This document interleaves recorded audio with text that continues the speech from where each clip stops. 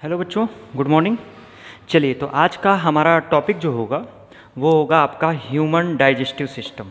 ठीक है, तो यहाँ पर आप देख सकते हो कि ह्यूमन डाइजेस्टिव सिस्टम का फिगर स्पेशली यहाँ पर इंडिकेट किया गया है।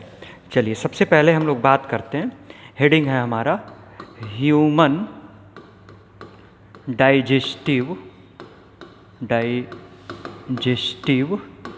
सिस्टम। ठीक है, चलिए, टॉपिक हमारा है स्पेशली ह्यूमन डाइजेस्टिव सिस्टम। अब ज़रा ध्यान से समझिएगा। सबसे पहले हम बात करते हैं व्हाट इज़ डाइजेशन। समझिएगा, व्हाट इज़ डाइजेशन।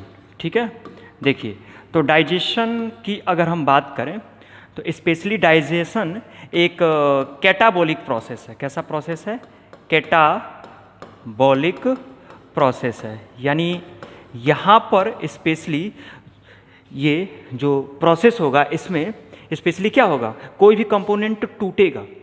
ठीक है ना, यहाँ पर फॉर्मेटिव प्रोसेस नहीं है, सिंथेटिक प्रोसेस नहीं है, बल्कि क्या है, ये कैटाबॉलिक प्रोसेस है। अभी जरा ध्यान दीजिएगा, डाइजेशन में होता क्या है कि स्पेशली माइक्रो एंड इनसॉल्युबल जो भी फूड पार्टिकल होता है, माइक्रो एंड इनसॉल्युबल जो भी फूड पार्टिकल है, ठीक है ना, वो स्पेशली डाइजेशन की मदद से इसको हम माइक्रो एंड सॉल्युबल फॉर्म में क्या करते हैं, कन्वर्ट करते हैं। स्पेशली किसके थ्रू? डाइजेस्टिव एंजाइम्स के थ्रू। यानी डाइजेशन प्रोसेस में आपका स्पेशली जो माइक्रो मॉलिक्यूल है, आप देख सकते हो ये माइक्रो मॉलिक्यूल है, इसको किस में कन्वर्ट कर दिया जा रहा है? माइक्रो मॉलिक्यूल में। ठीक है ना, जबकि साथ ही साथ जो इनसॉल्युबल कंपोनेंट है इसको कन्वर्ट कर दिया जा रहा है सॉल्युबल कंपोनेंट में। जरा बात को समझने की कोशिश कीजिएगा। जैसे एग्जाम्पल के फॉर्म में आप मान लीजिए मैं आपसे पूछूं कि आप एक दिन में राइस के कितने पार्टिकल ले लेते हो, कितने पार्टिकल खा जाते हो, तो कहोगे सर ये तो आप क्या पूछ रहे हैं। अच्छा ठीक है, 500 पार्टिकल हम खा लेते हैं। एज्यूम करो कि चावल का एक टुकड़ा डायरेक्ट आपके ब्लड कैपिलरी में चला है। तुम बताओ क्या होगा? 500 पार्टिकल में से चावल का एक टुकड़ा आपके ब्लड कैपिलरी में चला रहा है, तो क्या हो रहा है? आपका ब्लड फ्लो बाधित होगा। अब आप सोच लो कि एक टुकड़ा आपके ब्लड फ्लो को बाधित कर रहा है, इसका मतलब हम जो कुछ भी खाते हैं सही मायने में क्या होता है, वो माइक्रो फॉर्म है और इनसॉल्युबल फॉर्म है, जबकि डाइजेशन की मदद से उसको माइक्रो और सॉल्युबल फॉर्म में क्या किया जाता है, परिवर्तित किया जाता है। चलिए, अब ज़रा सा बात को समझिएगा। स्पेशली जो ह्यूमन डाइजेस्टिव सिस्टम है, हम इसको दो टुकड़ों में करके पढ़ेंगे। सबसे पहला जो पार्ट होगा इसमें हम लोग पढ़ेंगे डाइजेस्टिव ट्रैक्ट। क्या पढ़ेंगे मेरे बच्चों? Digestive tract. ठीक है ना, और दूसरी तरफ हम पढ़ेंगे डाइजेस्टिव ग्लैंड।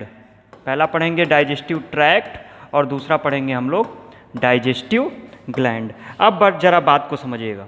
स्पेशली हम अगर डाइजेस्टिव ट्रैक्ट की बात करते हैं, ठीक है ना, तो डाइजेस्टिव ट्रैक्ट को सिंपली हम कह सकते हैं कि इसकी शुरुआत माउथ से होती है और इसका अंत कहाँ होता है? एनस तक होता है। ठीक है ना, इसकी शुरुआत माउथ से होगी और अंत एनस पर। ठीक है, चलिए, तो स्पेशली देखते हैं डाइजेस्टिव ट्रैक्ट को हम तीन पार्ट में डिवाइड कर सकते हैं।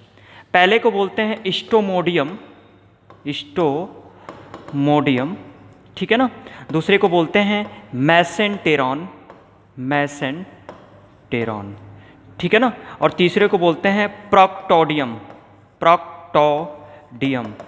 इसका मतलब क्या है? मैंने यहाँ पर एक नया नाम वर्ड यूज कर दिया, जरा बात को समझिएगा। स्टोमोडियम का मतलब होता है फोरगट। स्टोमोडियम का बेटा क्या मतलब होता है? फोरगट। ठीक है, चलिए, फोरगट की अगर हम बात करते हैं तो जरा ध्यान से देखिएगा। ये स्ट्रक्चर आपको दिख रहा है, तो इस स्ट्रक्चर में स्पेशली माउथ और ये जो ओरल कैविटी है, समझिएगा जरा, माउथ एंड ओरल कैविटी, ये स्पेशली क्या कहलाएगा? आपका ये फोरगट का पार्ट होता है। ठीक है ना, इसके अलावा अगर हम मिडगट की बात करते हैं तो मिडगट फेरिंग्स से लेकर के आपका जो रेक्टम है, इस फेरिंग्स से लेकर के और स्पेशली रेक्टम तक के पार्ट को हम मिडगट बोलते हैं। और लास्ट है आपका हाइंडगट का मतलब एनस होता है। बात आपको समझ में आ रही है? चलिए, तो मैं आपको फिर से यहाँ पर बताऊँ। स्टोमोडियम माने फोरगट, ठीक है ना, दूसरा क्या है? तो दूसरा आपका आएगा स्पेशली मिड गट, क्या आएगा बेटा, मिड गट, और तीसरा बेटा आपका आएगा हिंड गट, क्या आएगा, हिंड गट। यानी सिंपली समझिएगा, अगर हम फोरगट की बात करें, ठीक है ना, तो इसमें क्या आएगा, स्पेशली आपका माउथ और ओरल कैविटी, ओरल कैविटी, ये आपके फोरगट का पार्ट है। मिडगट की बात करते हैं तो स्पेशली इसकी शुरुआत होती है फेरिंग्स से लेकर के रेक्टम तक। कहाँ तक बेटा, फेरिंग्स से लेकर के रेक्टम तक। जबकि हिंड गट की बात करें तो स्पेशली जो एनस पार्ट है इसी को क्या बोलते हैं हम लोग, हिंड गट कहते हैं। जरा ध्यान समझिएगा, अब जरा सा समझिएगा, स्पेशली हम फोरगट की बात करते हैं तो ये स्पेशली एक्टोडर्मल ओरिजिन होता है। कैसा होता है, एक्टोडर्मल ओरिजिन, ठीक है ना। आपने पढ़ा होगा एम्ब्रियोनिक डर्म लेयर, उसमें अगर मैं आपको बताऊं तो स्पेशली सबसे बाहर वाला लेयर जो एक्टोडर्म कहलाता है, ठीक है ना। इसके बाद ये जो बीच वाला लेयर है इसको मेसोडर्म बोलते हैं, और सबसे आंतरिक लेयर को बोलते हैं हम लोग एंडोडर्म। तो जरा ध्यान से समझिएगा, इसकी जो शुरुआत है वो कैसे है, इसका ओरिजिन एक्टोडर्मल ये ओरिजिन है। हाइंड गट भी बेटा क्या होता है, ये स्पेशली एक्टोडर्मल ओरिजिन का होता है। कैसा होता है, स्पेशली एक्टोडर्मल ओरिजिन का होता है। लेकिन यहाँ पर जरा समझिएगा, अगर हम मिडगट की बात करें तो ये मेरे बच्चे एंडोडर्मल ओरिजिन होता है। कैसा होता है, एंडोडर्मल ओरिजिन। तो जरा समझिएगा, फोरगट यानी माउथ और फेरिंग्स, सॉरी माउथ और ओरल कैविटी आपका एक्टोडर्मल ओरिजिन होता है। हिंड गट यानी कि आपका स्पेशली एनस, ये भी एक्टोडर्मल ओरिजिन का होता है। लेकिन आपका ये जो मिड गट है जिसकी शुरुआत स्पेशली आप देख सकते हो कि यहाँ फेरिंग से लेकर के और रेक्टम तक होती है, ठीक है ना। ये कैसा होता है, एंडोडर्मल ओरिजिन होता है। कैसा होता है बेटा, एंडोडर्मल ओरिजिन।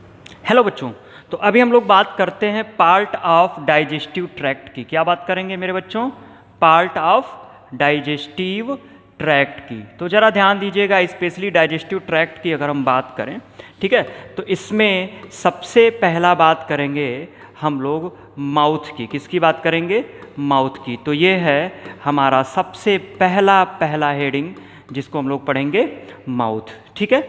अब ज़रा ध्यान से देखिएगा, स्पेशली यहाँ पर माउथ का एक स्ट्रक्चर आपको बना रखा है। सिंपली माउथ की अगर हम बात करें तो माउथ जो है ये अपर लिप और लोअर लिप से बना हुआ एक स्ट्रक्चर है।